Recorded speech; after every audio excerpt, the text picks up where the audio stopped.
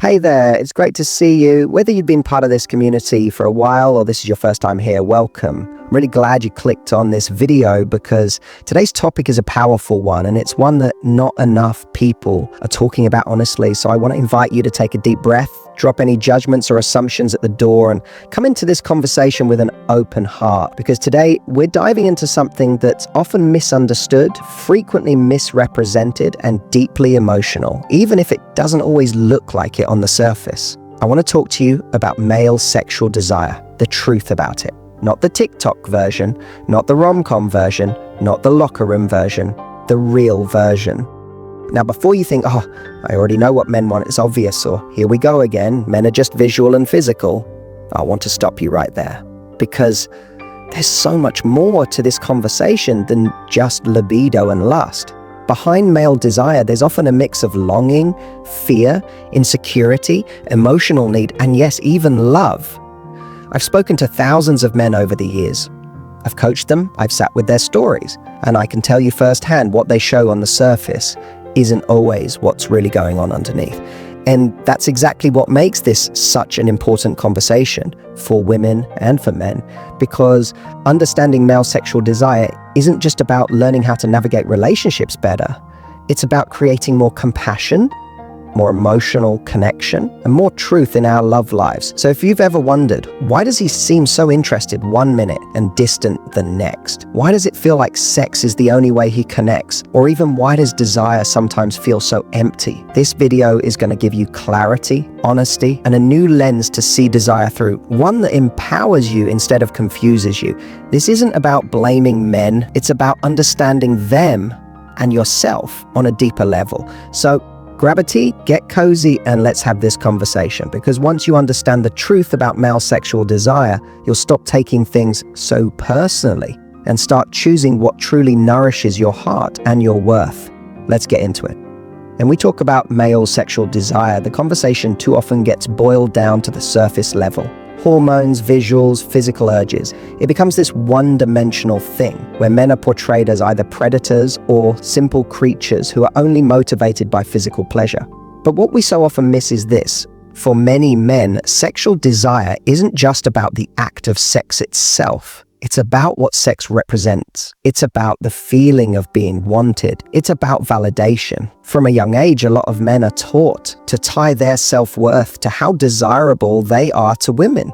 But here's the twist. While women often grow up being told to be wanted emotionally, men are conditioned to be wanted physically. And in that dynamic, sex becomes a kind of scoreboard. If a man feels that a woman wants him sexually, it sends him a message: you matter, you're valuable, you're enough. It becomes a shortcut to feeling good about himself, to feeling chosen. You see, underneath the desire for sex, there's often a hunger for significance, for approval, for closeness. But since many men are never taught to express vulnerability or ask directly for emotional connection, sex becomes the socially acceptable and often subconscious. So when a man is craving reassurance, or he's feeling insecure, lonely, or not enough in some part of his life, the desire for sex can spike, not necessarily because of pure physical attraction in that moment, but because he's trying to fill an emotional gap. He wants to feel seen, desired, worthy. This is why some men become hyper-focused on sex in a relationship, because every time their partner wants them physically, it confirms a belief that they're still lovable, still attractive, still wanted.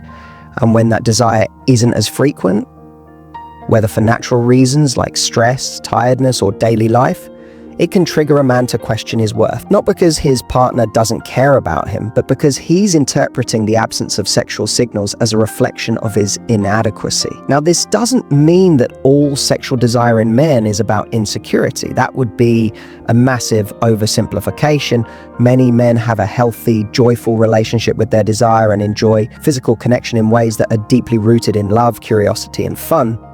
But what it does mean is that far more often than we admit, sex becomes a channel through which men seek the emotional safety and validation they were never taught to pursue in more vulnerable ways.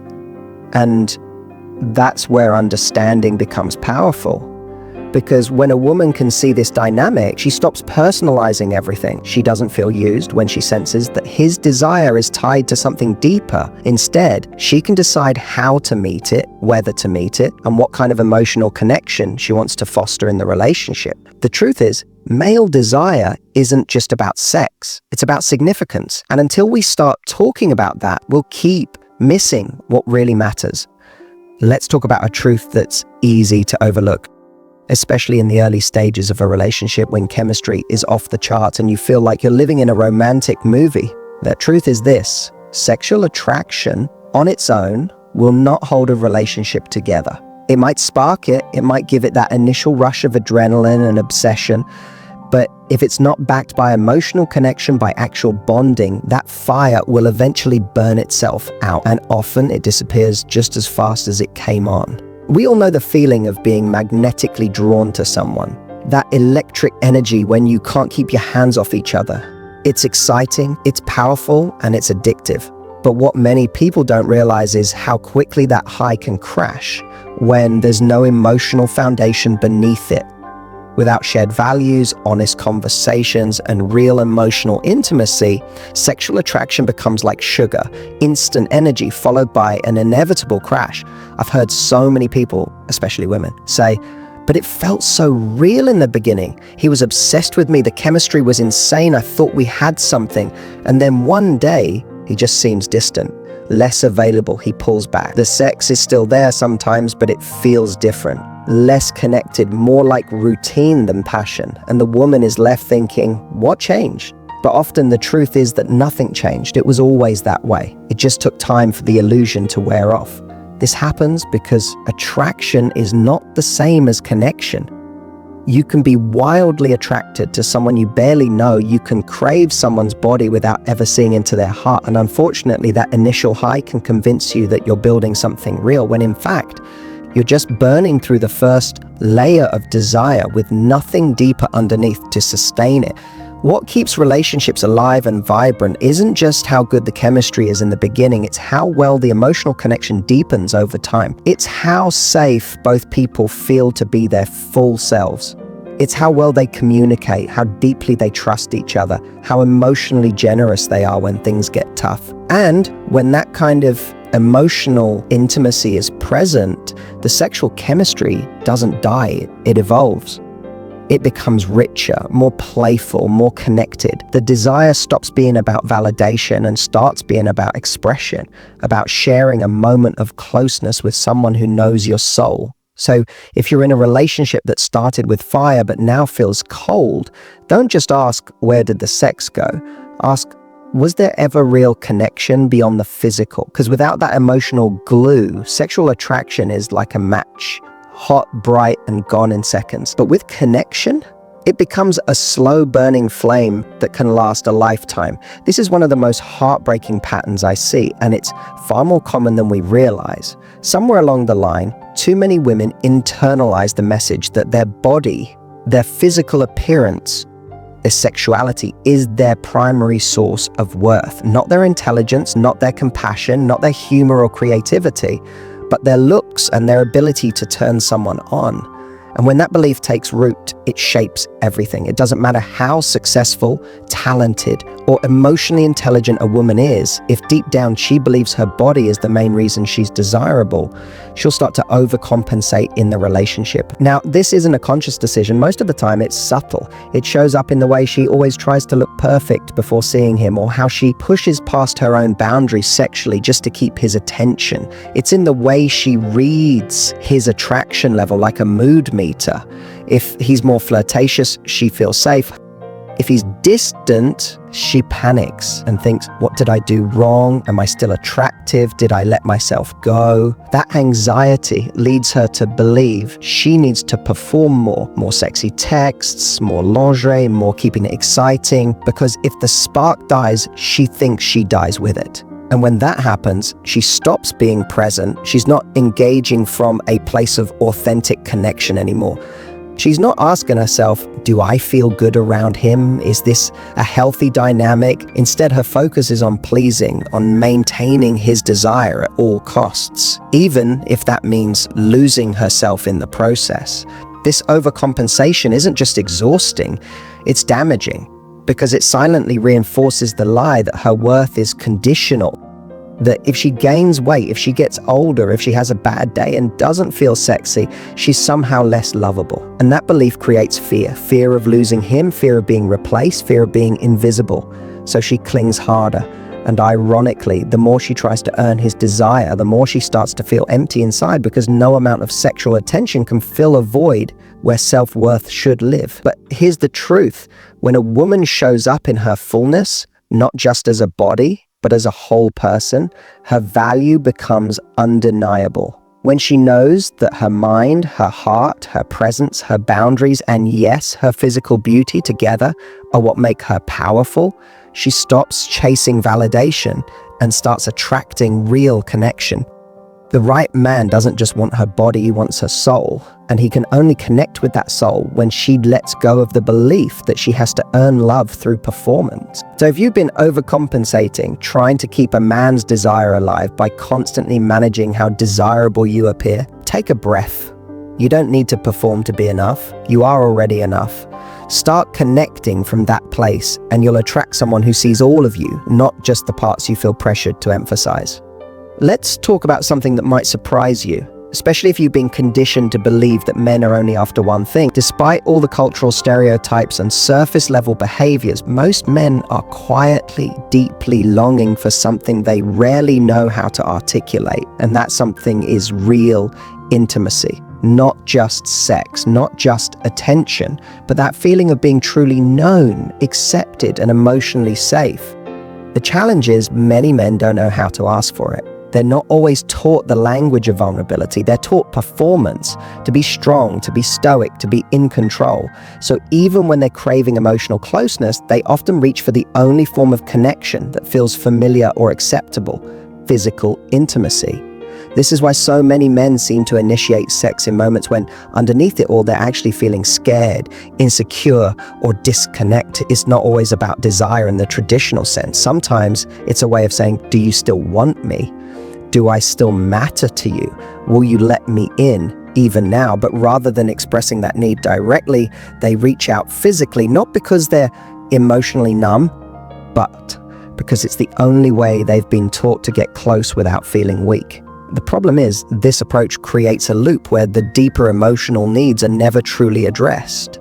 He wants to feel loved and connected. She might be looking for conversation or tenderness. But instead, he initiates sex, and if she declines or pulls back, he interprets that as rejection, not just of the act, but of him, and the distance grows. When what both people probably want is to feel safe again in each other's presence.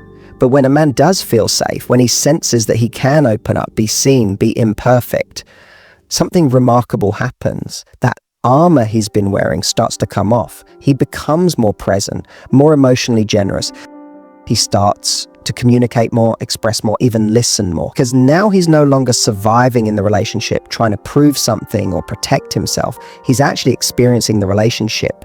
And that right there is where intimacy lives, in the emotional space between two people who have stopped performing and started being real. So if you've ever wondered why a man pulls away after sex, or why he seems avoidant in deeper conversations, it might not be because he doesn't care. It might be because he does, and that feeling scares him. He doesn't want to get hurt. He's been told to be strong, not soft. But deep down, he's yearning for something more. And when he finds someone who can hold space for both his masculinity and his vulnerability, that's when the real connection begins. Remember, it's not your job to fix him or decode every signal.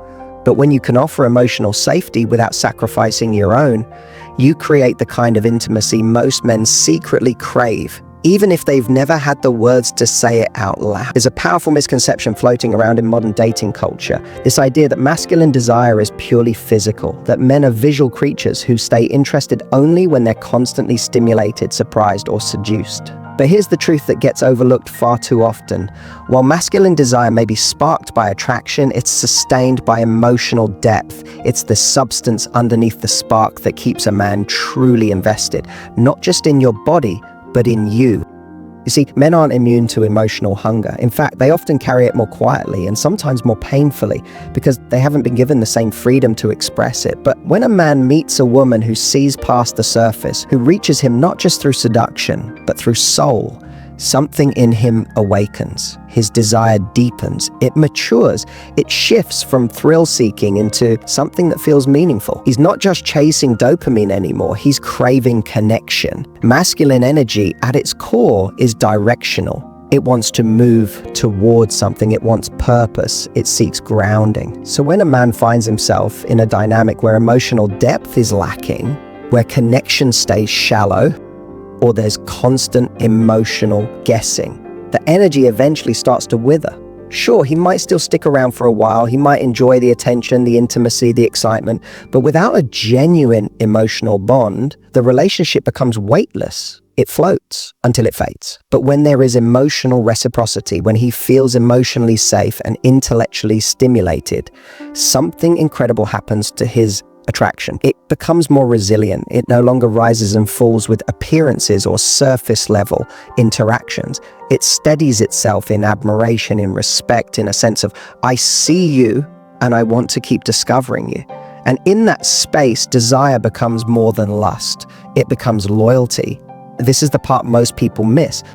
They focus so much on maintaining physical allure, and yes, physical attraction matters, but they forget how sexy it is to be emotionally available, to communicate your needs, to hold space for his, to share things about yourself that aren't curated for approval, to be yourself fully, confidently, and unapologetically.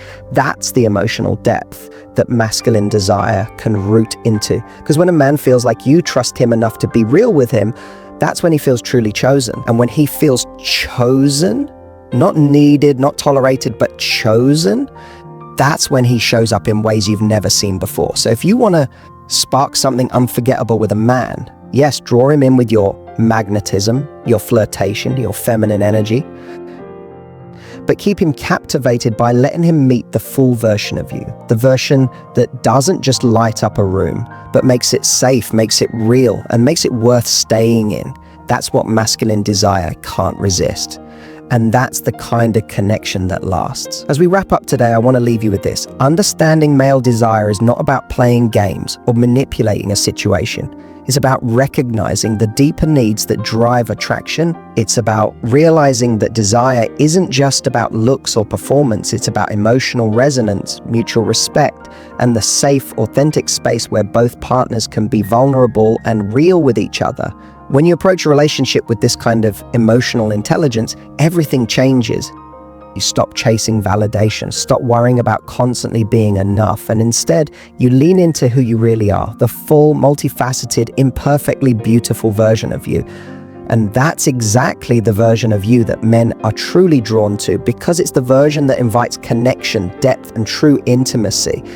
So the next time you're in a situation where you're wondering if you're doing enough or if you're keeping his attention, remember this. It's not about being perfect. It's about being real, being emotionally available, and giving him the space to show up as his best self too. That's the kind of dynamic that creates lasting attraction, and that's the kind of relationship that thrives. Now, if you found this speech valuable, I encourage you to take action today. Start looking at your relationships through a new lens. Ask yourself, am I focusing on the depth of the connection? Am I bringing my full self to the table? And if you're ready for more insights like this, make sure to hit that subscribe button and turn on notifications, because there's so much more to learn about relationships, desire, and how to build emotional intimacy that lasts. Thank you for being here. And remember, the more you understand yourself and what you need, the more you can offer to others.